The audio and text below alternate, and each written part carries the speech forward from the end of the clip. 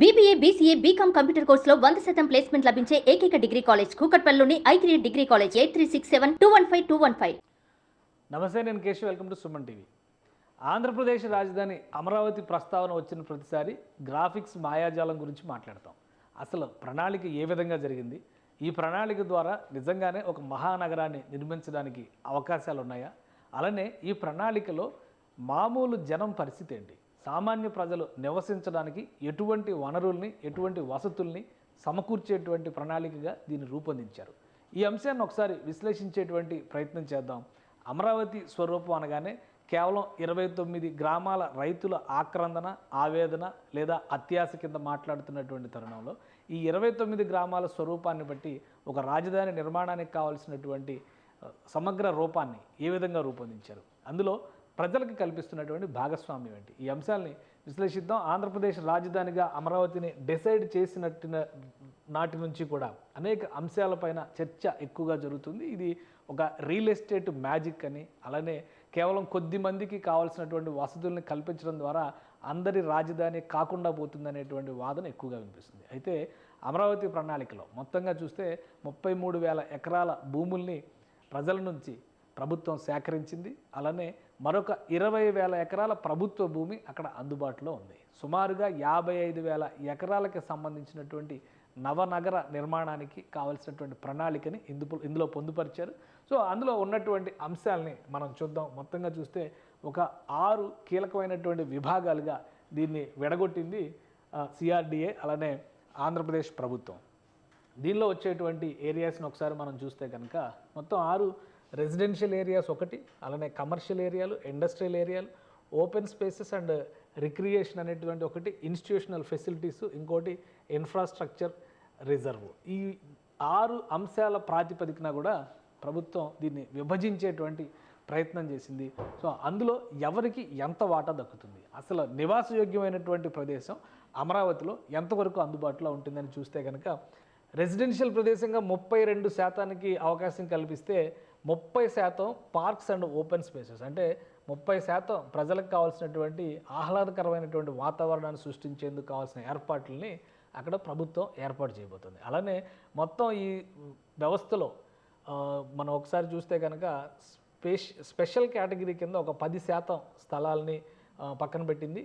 అలానే రోడ్లు, ఇన్ఫ్రాస్ట్రక్చర్కి సంబంధించి 13% కేటాయించినటువంటి పరిస్థితి. ఇక 11% కమర్షియల్ స్పేస్కి, ఇండస్ట్రీస్ కోసం 4%. ఇది మొత్తం అమరావతిలో అందుబాటులో ఉన్నటువంటి భూభాగం నుంచి ప్రభుత్వం డిజైన్ చేసుకున్నటువంటి మాస్టర్ ప్లాన్కి సంబంధించినటువంటి అంశం. అయితే ఇందులో కూడా రెసిడెన్షియల్ ఏరియాలకి మిగతా అంశాలకి ఏ విధంగా డిఫరెన్షియేషన్ చేయబోతున్నారు అనే అంశాన్ని ఒకసారి విశ్లేషిద్దాం. ఇదంతా కూడా మాస్టర్ ప్లాన్లో పెట్టినటువంటి సమగ్ర స్వరూపం, అంటే అమరావతి రాజధాని నిర్మాణానికి సంబంధించినటువంటి సమగ్ర స్వరూపంలో ప్రభుత్వం అధికారికంగా వెలువరించినటువంటి డాక్యుమెంట్లోని సమాచారం ఇది. సో ఇందులో చూస్తే రెసిడెన్షియల్ ఏరియాకి సంబంధించి R1, R2, R3, R4 ఇలా 4 జోన్లు విభజించి పెట్టారు. అలానే కమర్షియల్కి సంబంధించి C1, C2, C3, C4, C5, C6 6 జోన్లు విభజించి పెట్టారు. ఇక I1, I2, I3 అనేది ఇండస్ట్రీకి సంబంధించినవి, ఓపెన్ స్పేసెస్కి సంబంధించినటువంటిది P1, P2, P3, అలానే ఇన్స్టిట్యూషనల్ స్పేసెస్కి S1, S2, S3 అంటే స్పెషల్ కేటగిరీ కింద పెట్టారు కదా అది, ఇన్ఫ్రాస్ట్రక్చర్ రిలేటెడ్కి సంబంధించినది U1, U2 ఇట్లా నోటిఫై చేసింది. ప్రతి చోట కూడా ప్రభుత్వం దాన్ని వివరించేటువంటి ప్రయత్నం చేసింది. సో ఇందులో ఫస్ట్ రెసిడెన్షియల్ కెపాసిటీలో తీసుకునేటువంటి అంశాలని ఒకసారి మనం పరిశీలిద్దాం. Establishing the cell as core community are colony centric planning అంటే ఇక్కడ చేస్తున్నటువంటిది. ఎందుకంటే అమరావతి రైతులందరూ కూడా భూములు ఇచ్చేసినటువంటి నేపథ్యంలో ల్యాండ్ డెవలప్మెంట్ చేసిన తర్వాత వాళ్ళకి ప్లాట్లు అలాట్మెంట్ చేస్తామనేటువంటి మాట ప్రభుత్వం ఇచ్చింది. అంటే ఒక యూనిక్ క్యాపిటల్ని తయారు చేసేటువంటి క్రమంలో ప్రభుత్వం చెప్పినటువంటి మాట ఏంటంటే ఒక యూనిఫామిటీని ఈ సిటీలో చూపించాలంటే కనుక చిన్న చిన్న ఇళ్ళు, ఒక 70 గజాలు 80 గజాలు సైజులో ఉండేటువంటి ఇళ్ళు, ఇలా ఒక ప్రణాళిక లోపంతో ఉండేటువంటి నగరం కాకుండా ప్రణాళికబద్ధమైనటువంటి నగరాన్ని నిర్మించాలంటే కనుక వీరు ఇచ్చినటువంటి భూముల్ని అంచనా వేయడం ద్వారా దానికి కావాల్సినటువంటి రిటర్నబుల్ ప్లాట్స్ని లెక్కగట్టి, అంటే 500 into 500 లెక్క వేశారు. 500 మీటర్లు బ్లాక్స్ కింద చేసేటువంటి 4,550 హౌసింగ్ యూనిట్స్ని ఈ లబ్ధిదారులు ఎవరైతే ఉన్నారో భూములు ఇచ్చినటువంటి వాళ్ళందరికీ కూడా వారు ఇచ్చినటువంటి భూములకు అనుగుణంగా ప్లాట్ల కేటాయింపు చేయాలి. దానికి సంబంధించి small community with greenery, play ground, vehicle free community spaces అక్కడ డెవలప్ చేసేటువంటి బాధ్యతను ప్రభుత్వం తీసుకుంటుంది. సో ఈ డెవలప్మెంట్ చేసి వాళ్ళకి ఇవ్వాలి. దానికి కావాల్సినటువంటి మంచినీటి సరఫరా, అలానే డ్రైనేజ్ వ్యవస్థలు, విద్యుత్ సరఫరా, రహదారి వ్యవస్థలు, ఇదే ఇన్ఫ్రాస్ట్రక్చర్ అంటే. సో అవన్నీ కూడా డెవలప్ చేసేటువంటి బాధ్యత ఆంధ్రప్రదేశ్ ప్రభుత్వం తీసుకోవాలి. ఇక డెవలపింగ్ వాకబుల్ నైబర్హుడ్స్, ఇది కూడా చాలా ముఖ్యమైనది.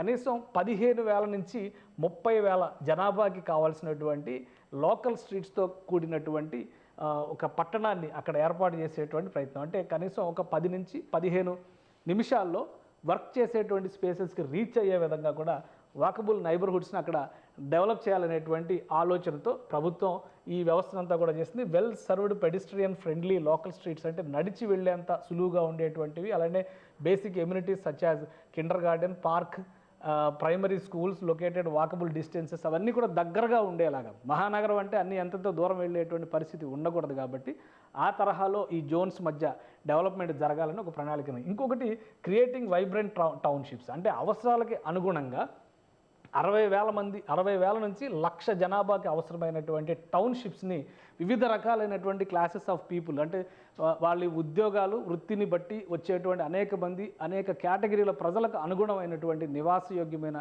స్థలాల్ని అక్కడ డెవలప్ చేసేటువంటి ప్రణాళిక ఇది. సో అలానే efficient transport system facilitated by hierarchy of roads ranging from major arterial to local arterial. అంటే యాక్చువల్గా దీనికి ఒక డేటా కూడా ఉంది, అది కూడా నేను మీకు వివరిస్తాను. ఎందుకంటే ఎన్ని రకాల రహదారుల వ్యవస్థలు, దాదాపు 600 కిలోమీటర్ల రహదారి వ్యవస్థని భారీ వాహనాలు, చిన్న వాహనాలు, అలానే సైకిల్కి, పెడెస్ట్రియల్కి సంబంధించినటువంటి రహదారి వ్యవస్థని డెవలప్ చేసేందుకు మాస్టర్ ప్లాన్లో ఈ ప్రణాళికలో పొందుపరిచారు. అలానే creating jobs close to homes, అలానే proposed townships model as proposes a number of employment nodes such as commercial offices, light industries and business parks. So business parks అనేవి మనం ఆల్రెడీ చూస్తున్నాం, ఐటీ పార్కులు ఎలా అయితే చూస్తున్నామో డిఫరెంట్ సెక్టార్స్ ఆఫ్ బిజినెస్కి సంబంధించినటువంటి వ్యవస్థల్ని ఇక్కడికి తీసుకొచ్చేటువంటి ప్రయత్నం, నగరాలకు సంబంధించినటువంటి ప్రణాళికని ప్రభుత్వం చేసింది. కాబట్టి ఆయా ప్రాంతాల్లోకి ప్రభుత్వ, ప్రైవేటు సంస్థల్ని ఆహ్వానించడం ద్వారా అక్కడ దగ్గరలోనే ఉద్యోగ ఉపాధి మార్గాలు కలిగేలాగా అమరావతి ప్రణాళికలో భాగం చేశారు. ఇక ఇంకోటి ఇంటిగ్రేషన్ ఆఫ్ విలేజెస్, ఇది ఒక చాలా కీలకమైనటువంటి అంశం. అమరావతి చుట్టుపక్కల, అమరావతి పరిధిలోకి వచ్చేటువంటి కొన్ని విలేజెస్ని పూర్తిగా అర్బనీకరిస్తారంటే పట్టణీకరించేటువంటి పరిస్థితి ఉంది. సమీపంలో ఉండేటువంటి విలేజ్లకు కూడా కనెక్టివిటీని ఏ విధంగా రూపొందించాలనేటువంటి అంశం పైన కూడా దీనిలో ఒక ప్రణాళికని ఏర్పాటు చేసుకుంది ప్రభుత్వం. ఇక ఇది ఓవరాల్గా అమరావతి నగర సమగ్ర స్వరూపం అనేటువంటి విషయాన్ని మనం అర్థం చేసుకుంటే ఇందులో మరికొన్ని అంశాలు కూడా ఉన్నాయి. అంటే ఓవరాల్గా ఇది మొత్తం 55,000 ఎకరాలకు సంబంధించినటువంటి డీటెయిల్డ్ ప్రాజెక్ట్ రిపోర్ట్. ఇది చూస్తానికి ఇలా కనిపిస్తుంది, కానీ మనం జూమ్ అయ్యే కొలిది డేటా మొత్తం చాలా క్లియర్గా వచ్చేటువంటిది. ఇందులో అన్నీ కూడా కలర్స్ వైజ్గా కూడా ఎక్స్ప్లెయిన్ చేసింది.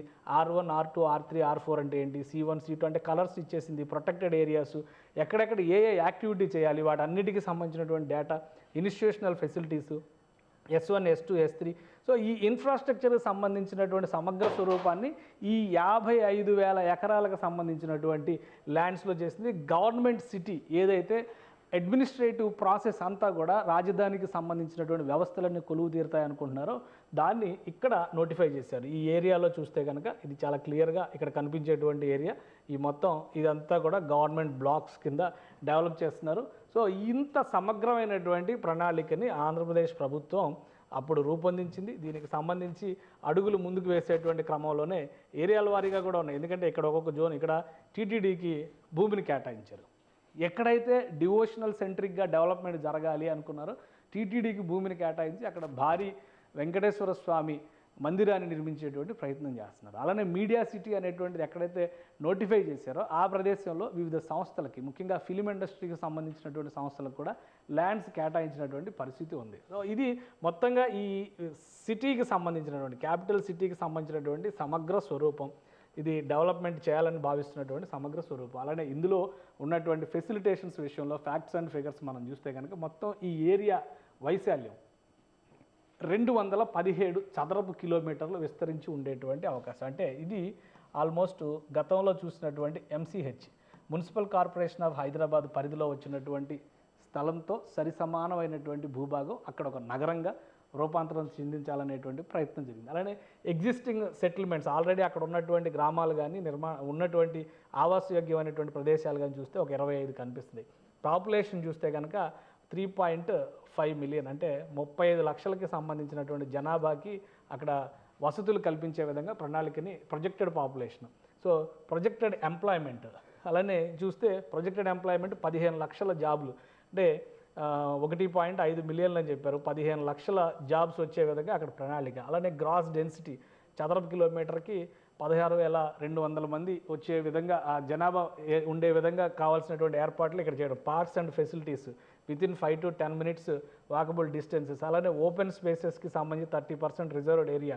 రివర్ ఫ్రంట్ కూడా చాలా ముఖ్యమైనటువంటిది, 20 కిలోమీటర్ల మేర. ఎందుకంటే మొత్తం రివర్ సైడ్ ఉన్నటువంటి బ్లాక్ మొత్తాన్ని కూడా ఒక టూరిజం స్పాట్ కింద డెవలప్ చేయాలి, వివిధ రకాలైనటువంటి అట్రాక్షన్స్ తీసుకురావాలి. అలానే నేషనల్ హైవేస్ కనెక్ట్ చేసే విధంగా రివర్ పైనుంచి ప్రత్యేకమైనటువంటి ఆనకట్టల్ని, బ్రిడ్జిల్ని నిర్మించాలనేటువంటి ప్రణాళికను ఇందులో పొందుపరిచారు. అలానే రోడ్ లెంత్, అక్కడ డెవలప్ చేయాల్సినటువంటి రోడ్ లెంత్ 600 కిలోమీటర్ల వరకు ఉండే విధంగా ప్రణాళికని చేయాలనేటువంటి ఆలోచన గత ప్రభుత్వం చేసింది.